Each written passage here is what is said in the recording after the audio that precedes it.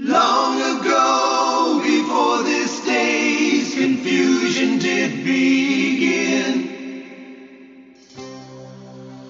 throughout the stars did we go wandering. Distance was no barrier, and time it had no hold. Free to come and free to go. Free to come and free to go. Open up the book of stars. Open up the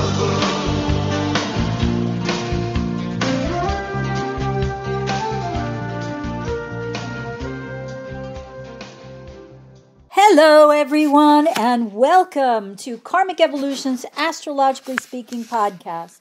I'm your host, Sheri Horn Hasan of Karmic Evolution Astrology, and I'm coming to you on June 9th, 2023 from Contact Talk Radio. Just a quick reminder that this show aims to bring you the truth about astrology and your soul's karmic evolution. First, my usual housekeeping stuff, which is to tell you that you can listen to this podcast anytime by going to my website at karmicevolution.com and clicking on the upper right-hand portion of the banner labeled podcast. From there, you can scroll down the page and hear the most recent show and or search the archived listings for past shows that you might have missed or to which you'd like to listen again. And a quick reminder, the show drops every Friday at 11 a.m. Pacific and 2 p.m. Eastern.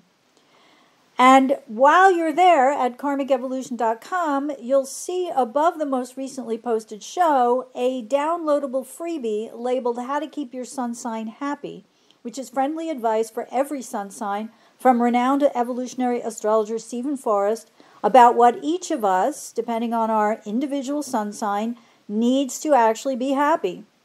And this is based on an interview I did with Stephen a couple of years ago, and he's given me permission to distribute it more widely as a means of promoting the validity of astrology in our lives. And yes, it will sign you up for my Conversations About Consciousness astrology newsletter, but you can, of course, unsubscribe anytime. So be sure to grab it when you listen to this podcast, whether you do so live or after the fact, and enjoy some astrological words of wisdom. Separately, you can always follow me on my Facebook page, Karmic Evolution for Your Soul, where you can keep track of upcoming podcast content and other astro news you can use. I also post now on Instagram under karmic.evolution, so feel free to follow me there as well. Finally, I'm offering still my discounted 75-minute Karmic Evolution Natal Insight reading for only $125.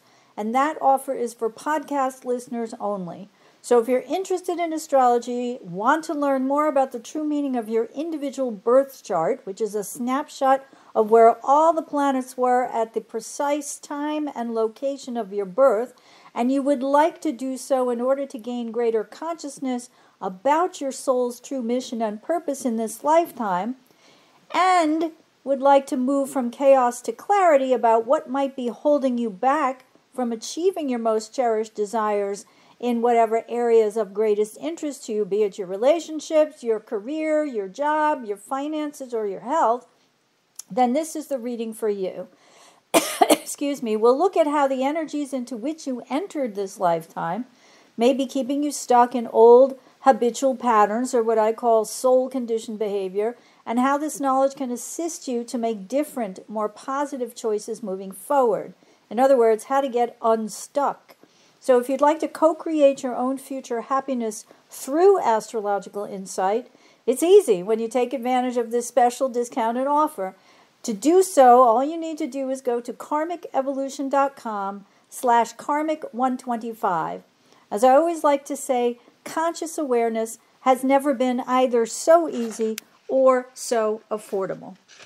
All right. So there's a lot to discuss this week. Let's get into this week's astro news you can use.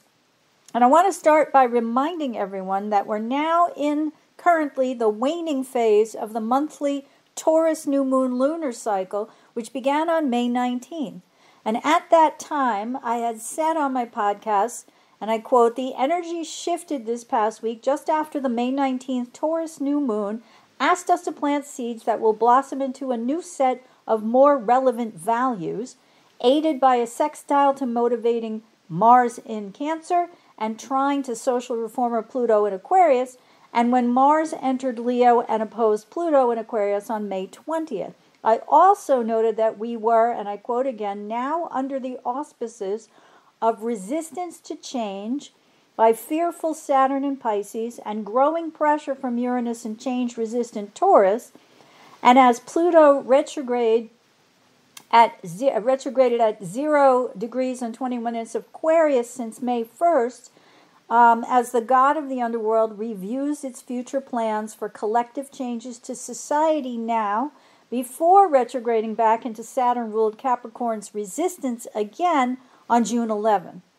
Now, replacing our old values with new ones may not come easily in the short term, however, as this requires standing firm against fierce opposition from others when Mars enters Leo and opposes Pluto May 20th, end quote. Now, subsequently, the June 3rd full moon in Sagittarius asked us to release our attachment to these old values. So at the new moon, we planted space. We took out the weeds of the old values and we planted new ones. But at the full moon, we went back to see where the weeds were, where maybe there were some old values that hadn't been rooted out yet. And those old values, because the Sagittarius moon was opposing the Gemini sun, were based either on others' perceptions that didn't necessarily translate into true factual information, or simply, again, those no longer relevant to our current times. It's interesting to note, as we're headed now toward the monthly lunar cycle's third quarter square on June 10th, that this past week, Venus's entrance into Leo on June 5th and her prompt opposition to Pluto in Aquarius hours later somewhat mimicked Mars' journey at the outset of this month's lunar cycle back on May 19th and 20th. And I note now, too, that at least 2 New York Times headlines dated May 20th and 21st, respectively, read, 1. In a sharp reversal, Biden opens a path for Ukraine to get fighter jets. And 2. Georgia prosecutor signals August timetable for charges in Trump inquiry. So the Mars-Pluto aspect back then, sparked at the Taurus New Moon, illustrated within the collective 2 types of forceful action. One related to a literal war, and another related to a legal one.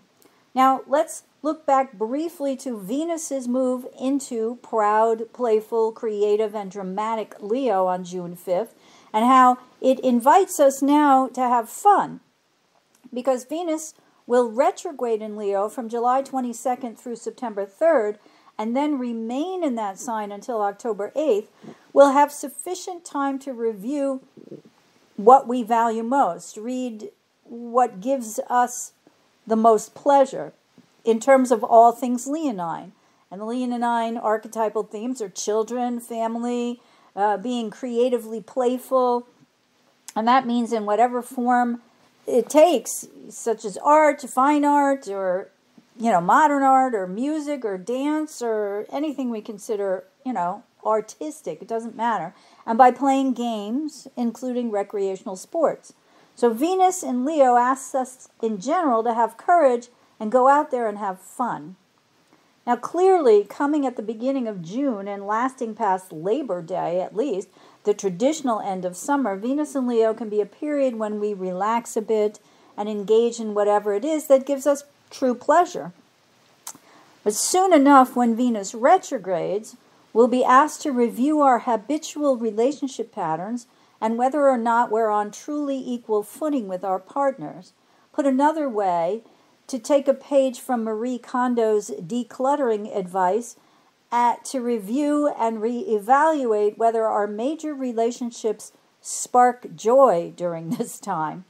And if not, we might creatively imagine how we can solve this problem with the individuals with whom we're most intimate.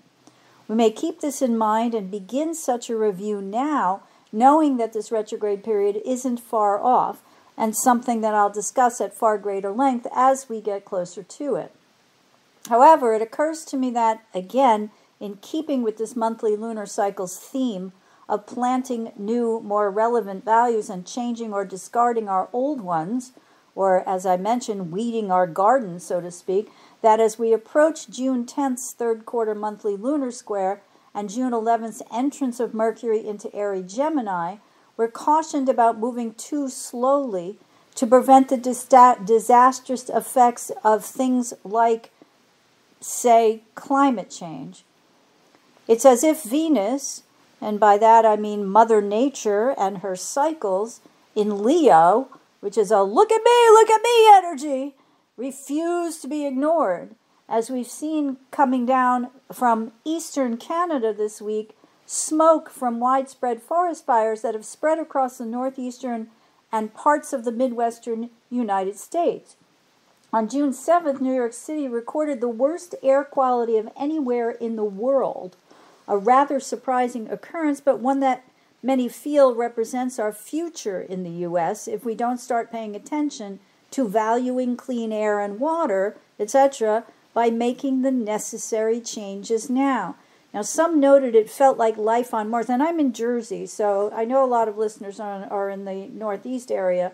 So, I think all of us have and are, and may be still to feel this, but people are making comments on Facebook and even in the mainstream media that it felt like Mars yesterday and the day before, which is someplace humans may eventually have to vacate to because our own planet may become someday uninhabitable. For more on this, watch the sci-fi film Interstellar if you want to, leave reality for a while, but also stay present to its potential hazards if we don't act soon enough.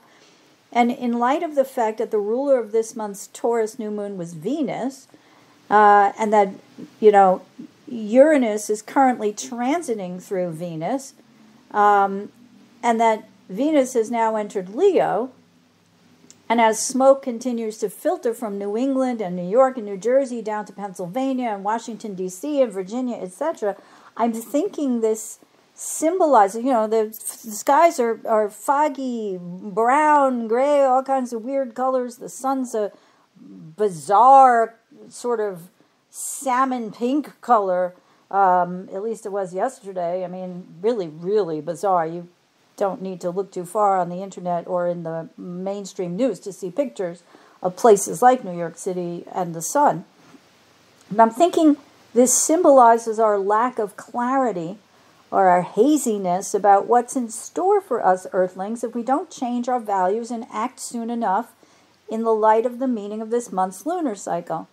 Now, meanwhile, despite this recent, hopefully temporary glitch in the air quality, Venus in Leo represents, as I said before, a good time or a good period during which to enjoy your vacation. So, it's sort of like what's been happening the last few days here, which I know people on the West Coast have experienced, people in other nations have experienced these vastly spreading forest fires that have caused people to move out of their homes or to actually lose their homes or to lose more of our climate protecting trees and forests and things like that. That once we come out of that here at least, the Venus in Leo should represent a good period during which to vacation, to take time off, to play golf or other sports. Oh, wait a minute. Did someone say golf? All right, hold that thought. All right, first though, on June 5th, when Venus entered Leo, she also promptly opposed Pluto in Aquarius, an aspect which can intensify compulsive or irrational behaviors and increase the potential for conflicts in relationships, especially around issues related to jealousy, possessiveness, or, particularly also related to money, sex or sexuality, and power. Now, Venus carries the connotation of value. I always say, people talk about her being related to finances and money and resources when it comes to Venus's Taurus's rulership of the second house and relationship, because Venus is Libra, rules the seventh house of partnership. But really, it all comes down to what we value. So, what resources do we value most, and really bottom lining that, like the air that we breathe and the water that we drink, do we value those more than whether or not we get a promotion tomorrow? Obviously, if we're running out of clean water and air and we need money to pay for it, then, to be some of the privileged few to be able to afford it, then yeah, we worry about a promotion. I'm not saying that money isn't important, but what I'm saying is that, it's times like these that are showing us, especially when Venus opposed Pluto, when you pare it all down, it becomes a matter of life and death. You can figure out pretty quickly what's of most value to you. All your money in the world can't buy clean air, right? Anyway, so again, when Venus opposed Pluto, it basically had the connotation of the ability to be lured by the power of money and sex or sexuality. And such temptations combined with the darker side of Leo, which, like that of Jupiter's fiery Sagittarius, can be hubris or excessive pride or arrogance, may lure us into relationship triangles that lead to betrayal. So as Venus in Leo waxed into an exact opposition to Pluto in Aquarius at 9:05 a.m. Pacific time and 12:05 p.m. Eastern time on June 5th, we learned, according to CNN, that, and I quote, on Monday, June 5th, 2023, at approximately 6:55 a.m., inmate Robert Hansen was found unresponsive at the United States Penitentiary, Florence, ADMAX, whatever that stands for, maximum prison, in Florence, Colorado, a release from the Federal Bureau of Prisons said. Now, the New York Times provided more background, and I quote, Robert P. Hansen, a former FBI agent who spied from Moscow off and on for more than 2 decades during and after the Cold War, in one of the most damaging espionage cases in American history, was discovered dead in his prison cell in Colorado on a Monday, federal authorities announced. He was 79. Mr. Hansen's case was considered one of the most notorious spy scandals of his generation, shocking FBI leaders and other government officials when they learned that one of their own had been feeding information to the other side with impunity for so many years. To this day, the FBI describes him as the most damaging spy in Bureau history. In exchange for $1.4 million in cash, bank funds, and diamonds, Mr. Hansen passed along a torrent of secrets to Moscow, including one disclosing that the United States government had dug a tunnel underneath the Soviet embassy in Washington to eavesdrop on diplomatic and other communications. He also informed Moscow about 3 KGB officers who were secretly spying for the United States, 2 of whom were later executed. The magnitude of Hansen's crimes cannot be overstated, Paul J. McNulty, who was the U.S. attorney who prosecuted him, said on Monday in response to reports of his death. They will long be remembered as being among the most egregious betrayals of trust in U.S. history. It was both a low point and an investigative success for the FBI. So I'm going to get into this more in a little bit, but I just want to point this out because this week also, a day or two after the entrance of Venus into Leo and her opposition to Pluto, we have imminent, as all of the news reports are saying, the first criminal indictment of a former U.S. president on espionage charges. Okay? So that's why I'm going into this in such great detail. And again, I'm going to get back to talking a little bit more about Trump's chart in a minute. But also, I thought it was interesting that this week, starting on June 5th, Venus in Leo. Look at me. Look at me. Aren't I great? Don't you want to partner with me? Former Vice President Mike Pence threw his hat in the ring for the GOP nomination for president. And although we don't have a birth time for him, it's interesting to note that he was born on June 7th, 1959 in Columbus, Indiana, and that is Venus at 0 degrees 47 minutes of Leo was hit directly by transiting Venus the day she entered Leo, but that his natal Venus is also being opposed because transiting Venus opposed Pluto, so his natal Venus is being transited in opposition by Pluto and Aquarius right now. And I'm guessing Pence timed his announcement to make sure that everyone wished him a happy birthday a day or two, leading up to his June 7th birthday, when he will be turning 61. There's more, though. Pence has a natal Venus-Mars conjunction with Venus at the aforementioned 047 Leo and Mars at 3 degrees 56 Leo. Now, this conjunction, in general, is known to produce not only civilized but charming behavior from its holder.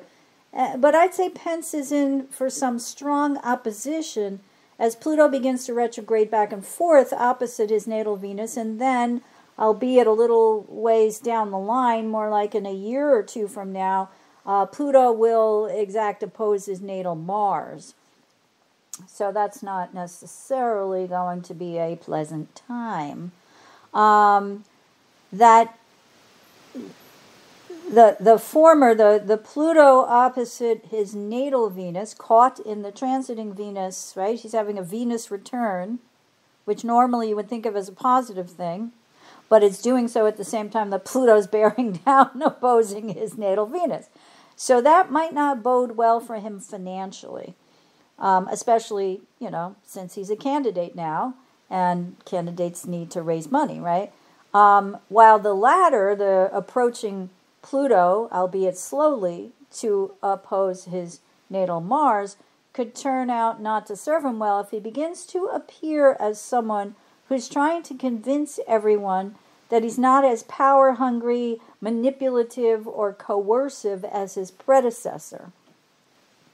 I always think of Pence, never mind, I'm going to say it here anyway, so I don't need to ad-lib, but especially about issues to which he's particularly, quote-unquote, married, such as abortion and restrictive transgender laws. I think it was when he was governor of Indiana, I think that he touted, I don't know that it was law, but he touted the, what do they call it, coercion therapy for gay people. Let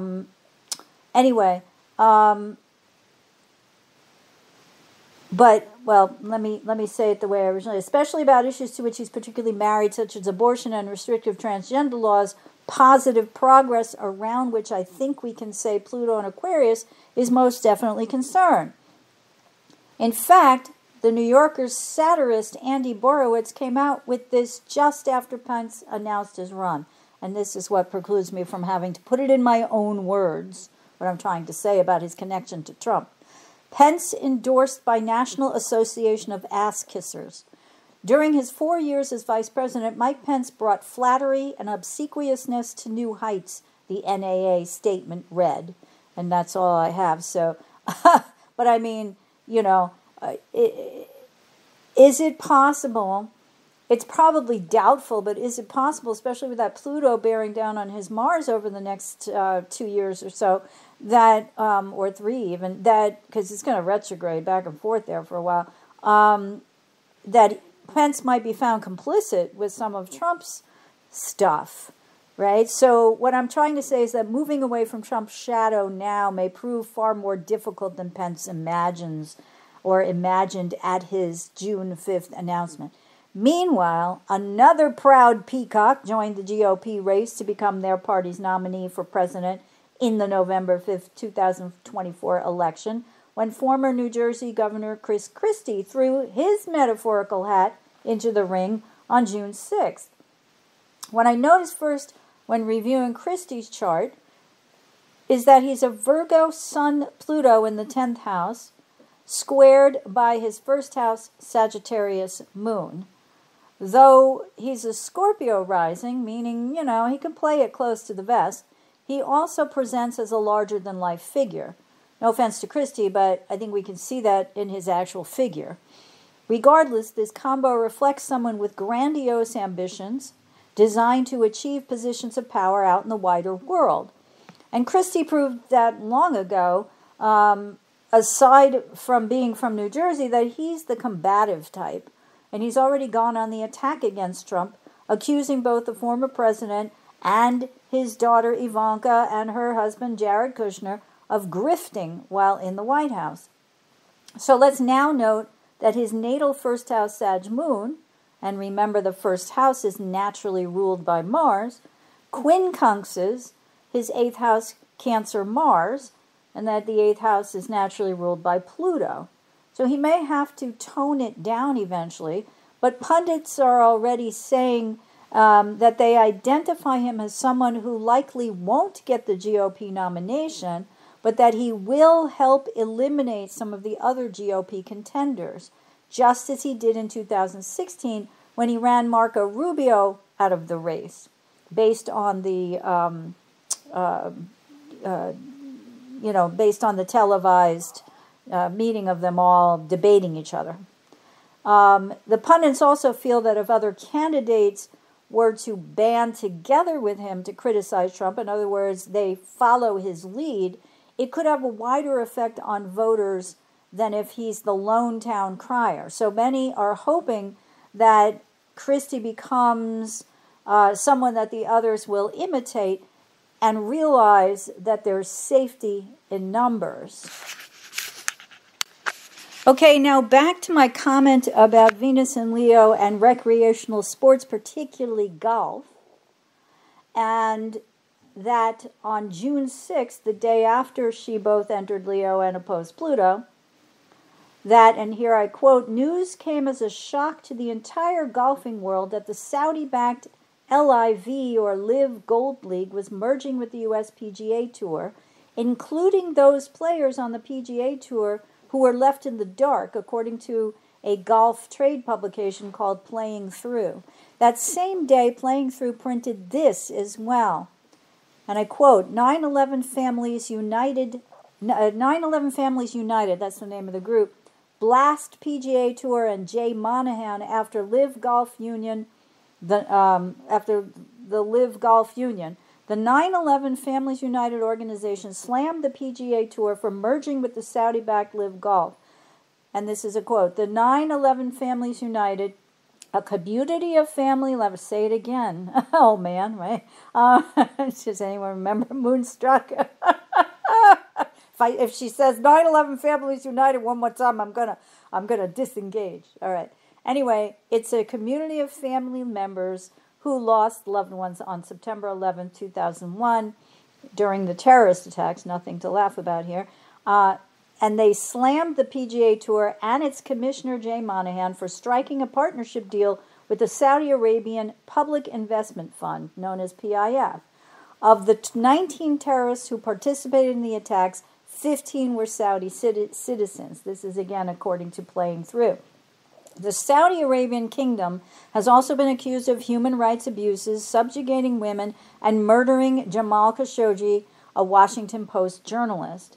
Jay Monahan co-opted the 9/11 community last year in the PGA's unequivocal agreement that the Saudi Live project was nothing more than sports washing of Saudi Arabia's reputation, said Terry Strada, the chair of the 9/11 Families United. But now the PGA and Monahan appear to have become just more paid Saudi shills, taking billions of dollars to cleanse the Saudi reputation so that Americans in the world will forget how the kingdom spent their billions of dollars before 9/11 to fund terrorism, spread their vitriolic hatred of Americans, and finance Al-Qaeda and the murder of our loved ones. Make no mistake, we will never forget. Strada lost her husband Tom in the North Tower on 9/11.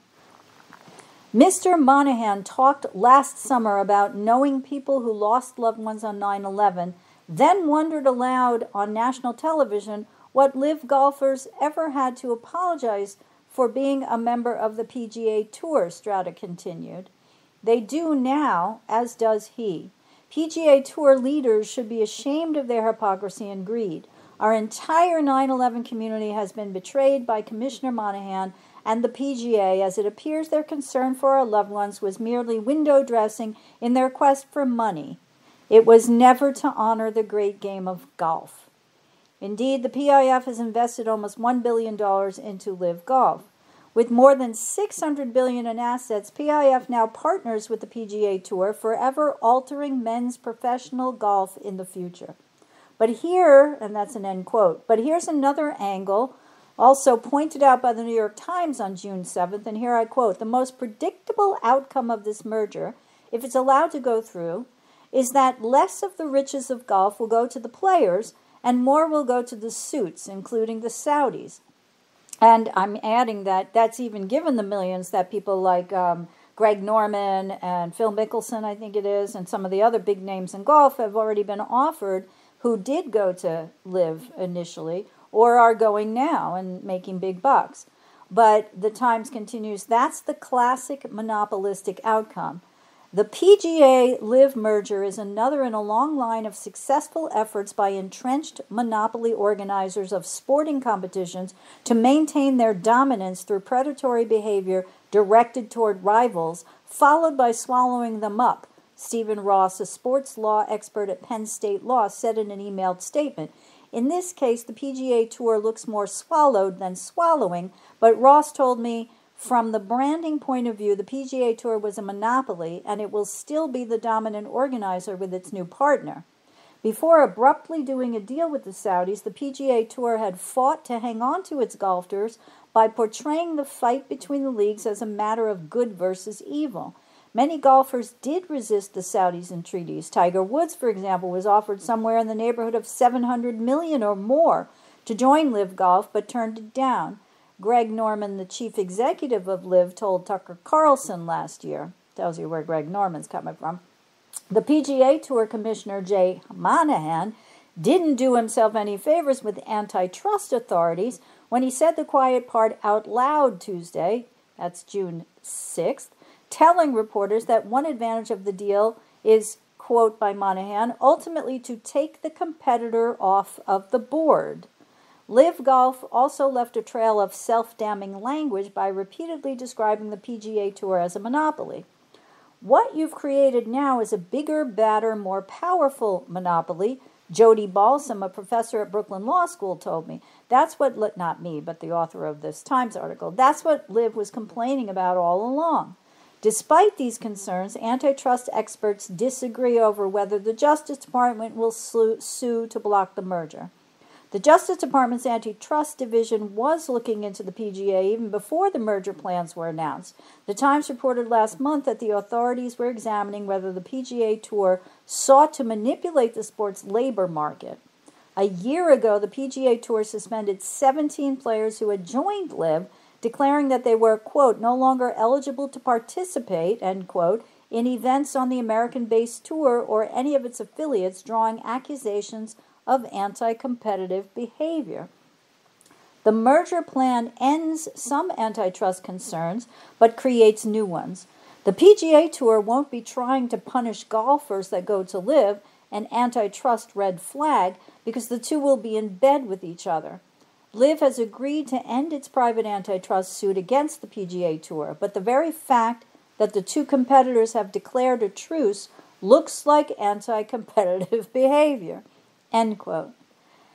Now, back to me. No surprise, really, that golfer Donald Trump, a Leo rising with Mars and Leo in his 12th house conjoined to his 29-degree, 55-minute Leo ascendant, embraced LIV during its inaugural season, which started in June of 2022. And according to Wikipedia, quote, the LIV Golf Invitational Series featured 8 54-hole no-cut stroke play tournaments, whatever the hell that means, and a final team championship set to be a seeded 4-day, 4-round match play knockout event held at Trump National Doral, Miami in October 2022. So let's move on to talk now about the news that Trump's criminal indictment, all right, backtrack for a second. You know, Trump, so much has been made of the fact that Trump's been in bed with the Saudis since before he moved into the Oval Office.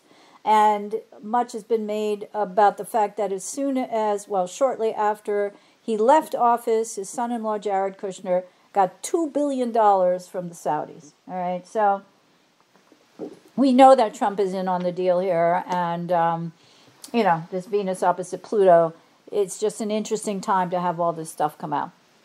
But again, let's move on to talk now about the news of Trump's criminal indictment by the DOJ, and that it is reportedly, allegedly imminent, since he was informed of it this week on June 7th. So if we look at his chart, we can see that transiting Mars is right now conjoining his 12th house Pluto at 10 degrees 2 minutes of Leo. It's just a little past that, moving into 11, or the end of 10. It's partile, as they say. It's still in 10 degrees.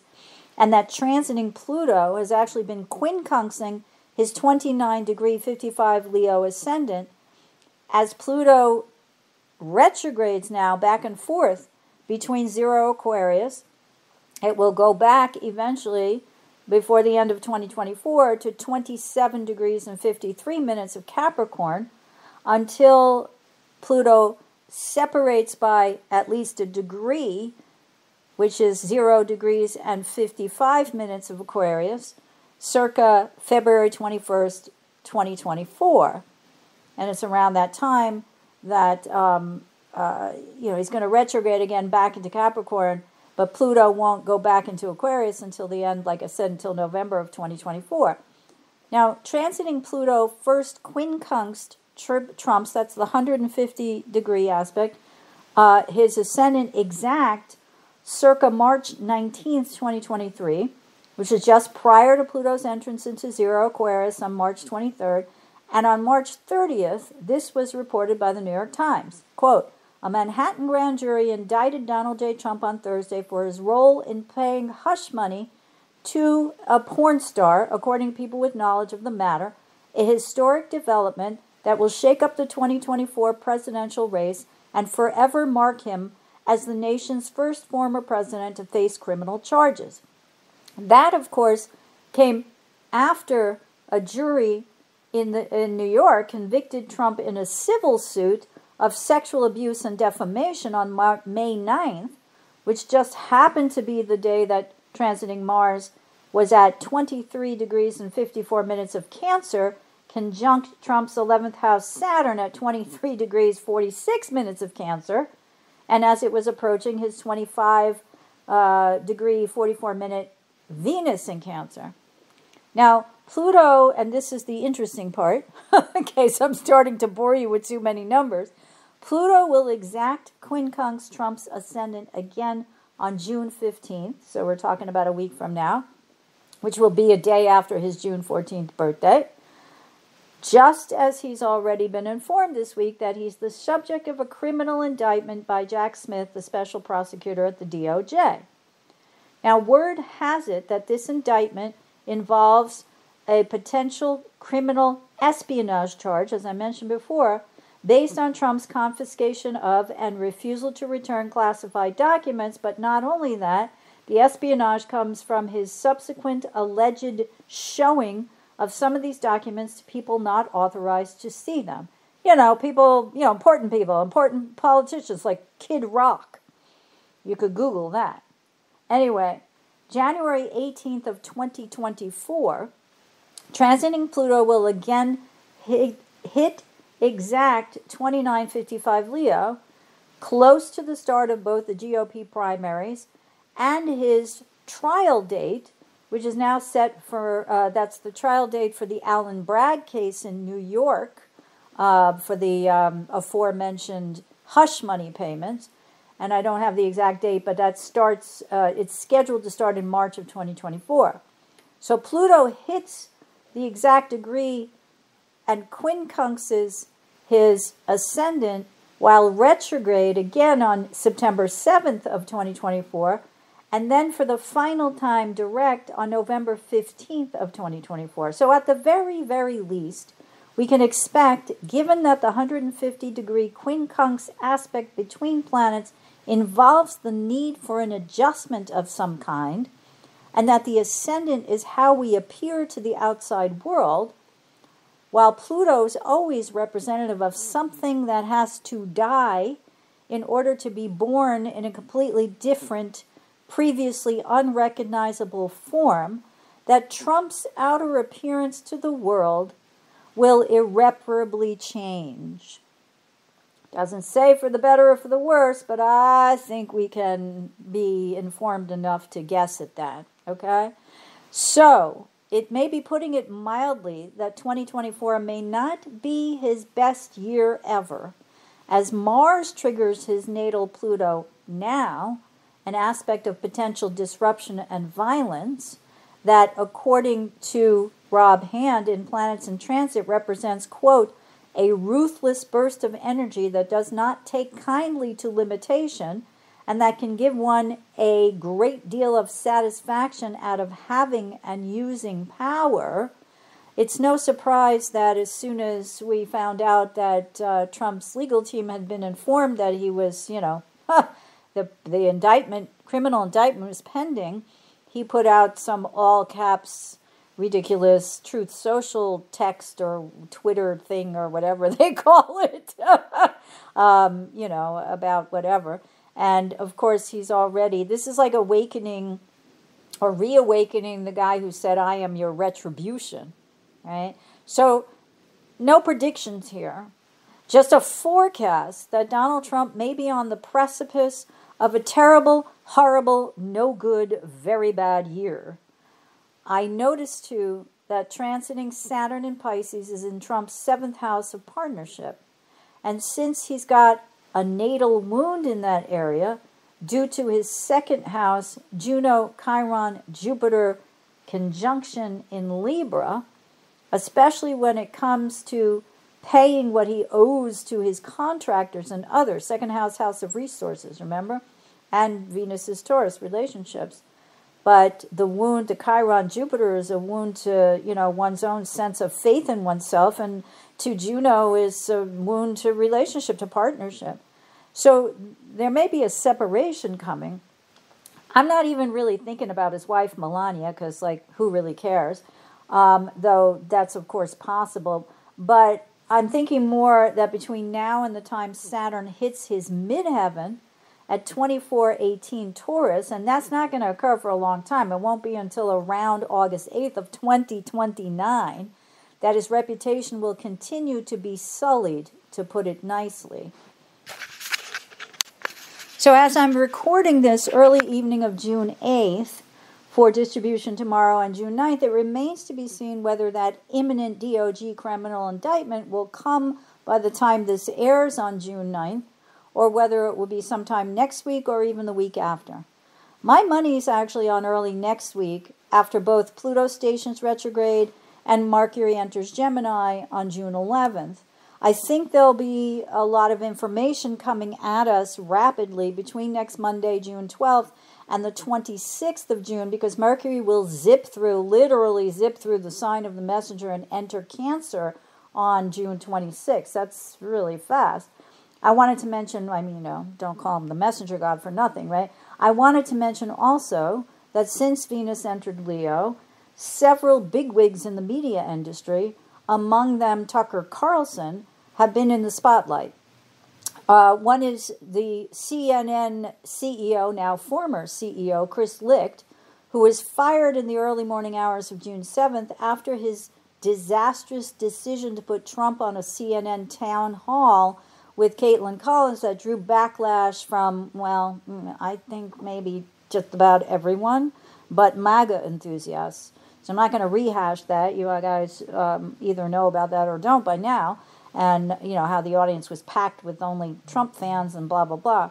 But as we watch now, and we can note that on June 6th, Carlson, trying to raise himself from the dead since his firing in April by Fox News, inaugurated his new streaming show on Twitter on that date. So by June 7th, however, it was reported by Reuters News, and here I quote, Fox News on Wednesday, meaning the 8th of June, notified Tucker Carlson's legal team that the former primetime host violated his contract with the network when he launched his own Twitter show on Tuesday, Axios reported, citing a copy of a letter obtained by the news website. So Reuters is reporting that Axios broke the story. Carlson released the first episode on his new show on Twitter on Tuesday, June 7th, weeks after being taken off the air by Fox following a damaging defamation lawsuit over false claims and election fraud. That's the Dominion lawsuit where Fox was forced to pay $787 million. The letter quoted by Axios refers to Carlson's contract and said its former primetime star was, quote, prohibited from rendering services of any type whatsoever, whether over the internet via streaming or similar distribution, or other digital distribution, whether now known or hereafter devised. You gotta love legal stuff, right? So, you know, there's a lot to be said here because Carlson apparently was fired before his contract was up. I think the contract isn't up until 2025 or 6. It was a $40 million contract, and there's a lot left on it. So clearly he's giving them the finger and challenging them to enforce the contract because he's saying that he has a First Amendment right, basically to do whatever he wants, right? To speak with whom and wherever and to whomever he wants. And I just thought this was amusing. There's a quote from a publication called RadarOnline.com. If he does go up against Fox, quote, nobody will get a pass, said an insider, as RadarOnline.com exclusively reported. He's got a lot of venom stored up, and you can count on whatever he does being uncensored and embarrassing for a lot of people. So again, Venus opposite Pluto, right? So let's remember, though, with Carlson, that the transiting karmic nodes are about to hit exact, and this will be in July, the sensitized 2-degree Scorpio from the October 2023 solar eclipse. I've spoken about that before in past podcasts, and that Carlson's natal 10th house Saturn sits at 2 degrees Scorpio and quincunxes his natal 3rd house 0 degree 4 minute Uranus in Libra. Lots of quincunx talk tonight, right? That Uranus also conjoins out of sign his natal 3rd house 27 degree 25 minute Virgo south node. So although on June 6 transiting Pluto was at 0 degrees and 4 minutes of Aquarius in his 7th house of partnership, and thus trining his natal 3rd house Uranus, it's also waxing into an exact square to his natal 10th house Saturn, which will perfect, it won't perfect exact until April 20th of 2024. So perhaps he'll keep things afloat for a while, but by then I'd assume he'll be facing some headwinds, especially since that'll be pretty much the midpoint of the U.S. presidential primaries. Now, Pluto transiting one's 7th house often corresponds to the death and rebirth of our partnerships, particularly a marriage partner, but definitely not exclusively. So since Carlson's Saturn's in his 10th house of work, and given that he kicked off his first show the day after the Venus-Pluto opposition, it would seem that he's divorcing for good his former employer. It's been reported that Carlson, like I said, actually I said this already, I didn't realize I had it here, that he's going to forfeit the remainder of his $40 million contract with Fox, and that the contract, as I read, contained the stipulation that he can't compete with Fox by going to another venue. So, we'll see. Now, Mercury in Taurus sextiles Neptune in Pisces today, June 9th, helping us get in greater touch with our feelings and allowing us to fantasize what might possibly become eventually concretely real. We may also take the opportunity to communicate with more empathy about the plight of others. So it's interesting that the Supreme Court announced yesterday on June 8th that and here's the headline, Supreme Court rejects voting map that diluted black voters' power. Voting rights advocates had feared the decision would undermine the Voting Rights Act, which instead appeared to emerge unscathed. That's from the New York Times. And people are shocked because the right-wing Supreme Court hasn't particularly upheld voters' rights, particularly those of minorities, in any way, shape, or form over the last year or two. So this was an interesting development. And yesterday, too, on June 8th, wink, wink, Trump asked for a new trial in the E. Jean Carroll sexual abuse case, in which the jury awarded Carroll $2 million. It was $5 million in total, but the award they granted to Carroll was $2 million after they found Trump guilty of the sexual abuse charge. So Trump is now saying that since it was sexual abuse, but not actual rape, that the award should be less. It should be downgraded. So all I can say is, oh my God, talk about Venus-Pluto manipulation over issues related to sexual abuse and Trump attempting not to pay the victim. It's Trump playing the victim, saying he's been victimized by the victim. Talk about mind effing, right? You can't get more than that. That's the darker side of the Mercury-Neptune sextile transit, taking the opportunity to deceive by playing the victim. Now, some of the Supreme Court's decision on voting rights may also, not to, a sudden segue,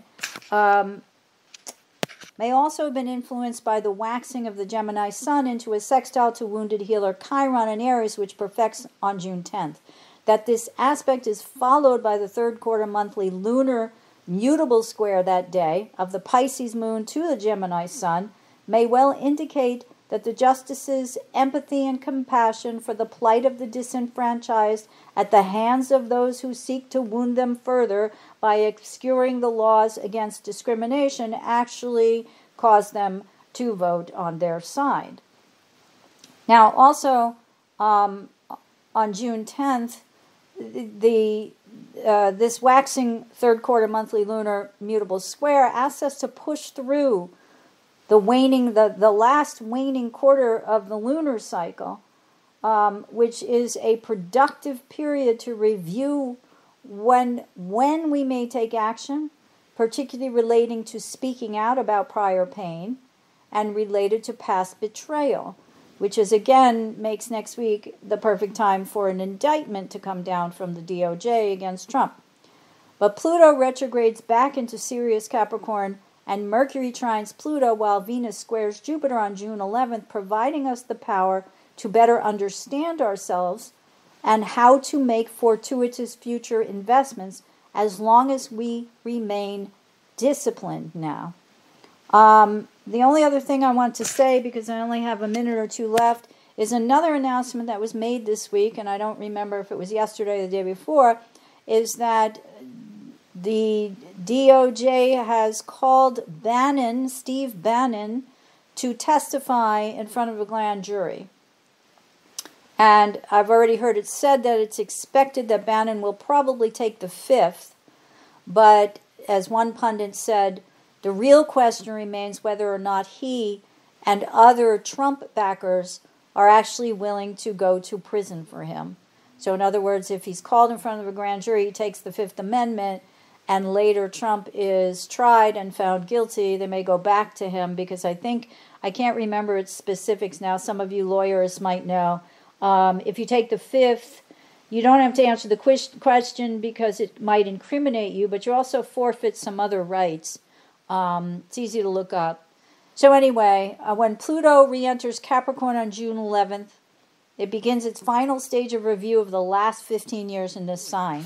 So I will talk more about that. I plan to talk more about it today, but as per usual, I'm running over. So we just want to think about reviewing all things related to Pluto and Capricorn, going back to 2008 when the housing market fell.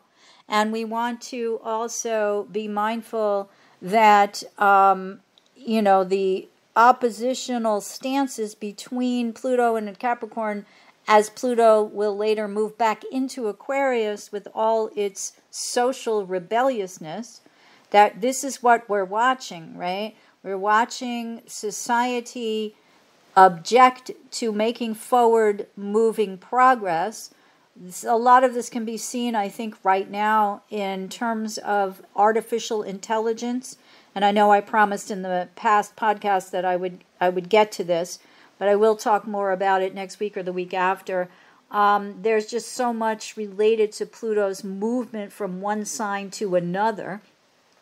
but that, if Pluto in Aquarius is to be in any way revolutionary, no matter what that means, whether more groups get power and individual power is lost, or whether freedom is gained by individuals as well as groups, or that it will take becoming a part of a group to fight for the freedom that's wanted or necessary, that all remains to be seen. But automation, even more refined automation of technology is on the horizon, no matter how you slice it.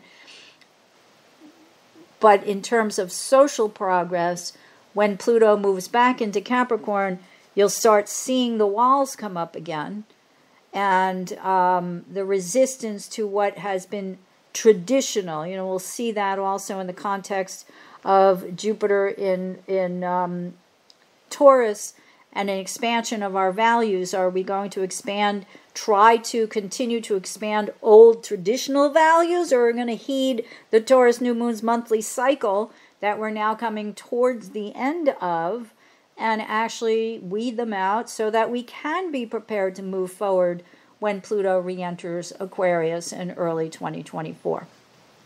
All right, so thank you everyone for joining me today. I hope you found the information presented here helpful as you continue your karmic evolution in this lifetime. Please be sure to join me next week on June 16th for another episode of Karmic Evolutions, Astrologically Speaking. Until then, may your journey be filled with karmic healing and the joy of greater consciousness. Namaste. Long ago, before this day's confusion did begin, throughout the stars did we go wandering. Distance was no barrier, and time it had no hold. Free to come and free to go. Free to come and free to go. Open up the book.